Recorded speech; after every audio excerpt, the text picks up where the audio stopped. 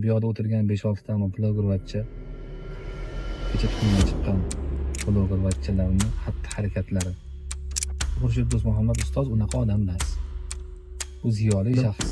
Esankiratib qo'ymoqchi bo'lyapti bu insonni. Men Xushnudga o'ziga ham aytadigan gapim bor-da, bu tupa-tuzuk bola deb o'ylardim. Bu ukam bu yaxshi emas qilgan narsa. Xurshid Do'stmuhammad mana otamni qadrdon edi bu inson. O'zidan bir necha barobar bo'lgan bir shaxsni ustidan masxara qilgandek bo'lib, gapini bo'lib, gap ustiga gap qo'shib, bir tiyinga olmagandek qilib, bunaqa ishlar qilmaydi, bu noto'g'ri narsa bu. Shundoq qo'lim ushlab turib, qo'limni qayirgandek bo'lib, darvozaning orqa tomoniga shundoq olib o'tdi-da. Otam o'sha yaxshi ko'rgan yaqin do'stlarini chaqirmoqchi bo'ldi. Bular ichida albatta Xurshid Do'stmuhammad ham bor edi. Tig'lab qo'yadigan odatlari bor edi Xurshid Do'stmuhammadning. O'tirishlari bilan o'sha o'tgan kunlardan Otabek Yusuf Behojdan bahs ketdi. Tez qaratildi nomlari. Yaxshi emas ahvoli. Tezroq qaratildi. O'tirganda ham albatta bu ulug'larning o'tirishi, oddiy o'tirishi ham shunchaki bo'lmaydi. Shunaqa ko'rsatuvlar, betga chopar degan ko'rsatuvlar. O'shalarga xos narsalar ko'p.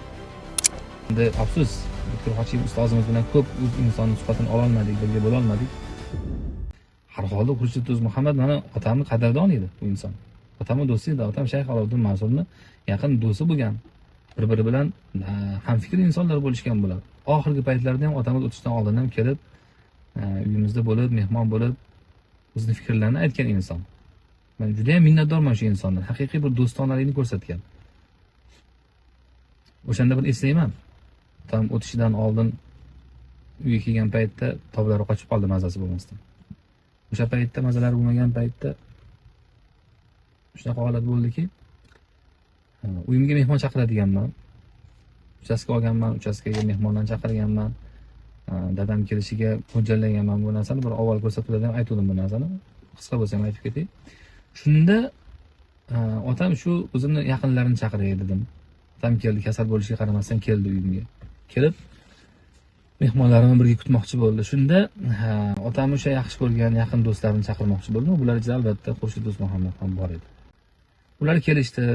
Kelgan paytda odam chiqolmadi u yerga, mazasi bo'lmay qoldi. O'sha 2-3 ta ovqatlar beramiz biz, taomlar tortamiz mehmonlarga, shu oxirgi taom tortib bo'lgandan keyin aytsang keyin chiqaman ko'rishgan ular bilan dedi. Va shunday bo'ldi. 3-chi taomdan keyin chaqirdim, chiqdilar, mazasi yaxshi emas. O'tirganda ham albatta bu ulug'larning o'tirishi, oddiy o'tirishi ham shunchaki bo'lmaydi. O'tirishlari bilan o'sha o'tgan kunlardan Otabek Yusuf Behojdan bahs ketdi. Tig'lab qo'yadigan odatlari bor edi Xurshid Do'stmuhammadning. O'sha yerda ham qitig'ladilar. Ya'ni bir otamizni ko'ylini ko'tarish uchun mazasi yo'qligini bilib qoldi u kishi. Qitig'lab, ya'ni o'sha o'tgan kunlar haqida bir gaplashishni yoqtirishini bilib, o'shandan mavzuni ochdi. Va gaplashdi. Va u yerda ham o'zining fikrlarini bildirdi. Va shundan keyin u inson, adashmasam, mana shu Xurshid Do'stmuhammad aytdiki, do'stim dedi, siz kiravering endi, damadoriymi sekin ketaveramiz. Zahriddin o'zi kuzataveradi.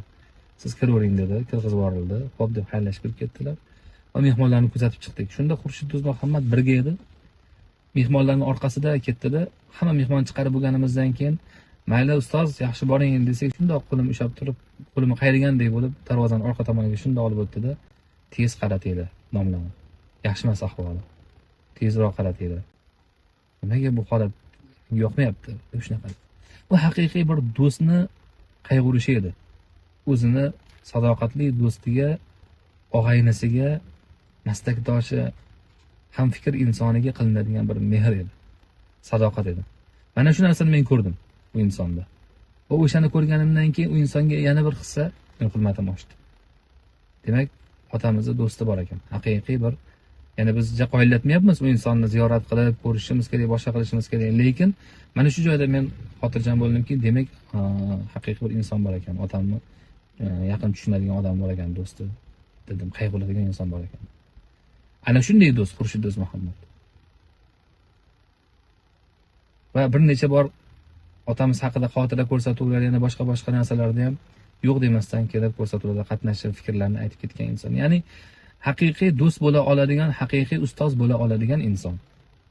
Bizni arzimagan, bizni ijodiy ishlarimizni ham, kitoblarimiz, tarjimalarimiz bo'ladimi, o'zimiz shu Toshni teshgan tomchilar kitobi, mualliflik kitobim bo'ladimi, o'shalarga ham kichkina ishlarimizni ham katta baholab, bir ulug'larning oldida ham, katta bir qalam ahllarining oldida ham bir ijobiy fikrlarni bildirib maqtab, ya'ni bizni sal bizga nima deydi bir narsa berib ko'nglimizni ko'targan insonda, ya'ni ustozligini qila oladigan. Ustozligini qilish ham hammaga emasda. Ustozlikni eplash ham hammaga emas. Aytamiz, shogirdlikni eplasang shogird bo'l deymiz. Eplasang ham ustoz bo'l deyish kerak o'zi asli. Bu gap ham borda. Ustozligini eplagan qiladi. Insonda ana shu narsa bor. Endi afsus, O'tkir Hojiyev ustozimiz bilan ko'p o'z insonni suhbatini ola olmadik, birga bo'la olmadik. Juda kam ko'rishib qoldik, afsus. Alloh rahmat qilsin bu insonni. Lekin ana shundan keyin men o'sha etagini tutgan, o'zimni ustoz deb biladigan inson mana shu inson. Va bu insonni bu nima deydi, ustida masxara qilinib, o'zlaricha haligi bir tinga qimmat desam ham bo'laveradiganlari bor ularning ichida. O'shalar o'zlaricha bir iskanjaga olgan bo'lib bu insonni o'tmishni gapirgan bo'lib nima qilmoqchi bo'lishyapti. Birov gap boshlasa, ustoz gap boshlaydigan bo'lsa, gapini bo'ladi. Orqasidan meni ham gapim bor deydi. Behurmatligini ochiq oydin ko'rsatadi. Bu yerda bittasi bor ekan, chiyillab turadigan. Chiyillab bir narsalar deydi. Endi chiyillagandan bildinglar kimligini. Shunaqa qilib turadigan gap qo'shadiganlari bor. Bu qayerda bor?